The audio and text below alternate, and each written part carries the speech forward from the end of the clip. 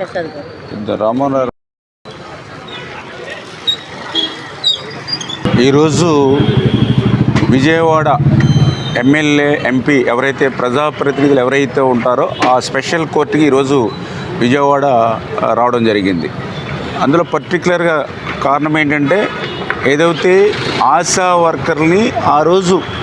మరి విజయవాడ చలో అని ఇచ్చినటువంటి పిలుపు ఏదైతే ఉందో ఆ పిలుపుకి ఆ రోజు 2019లో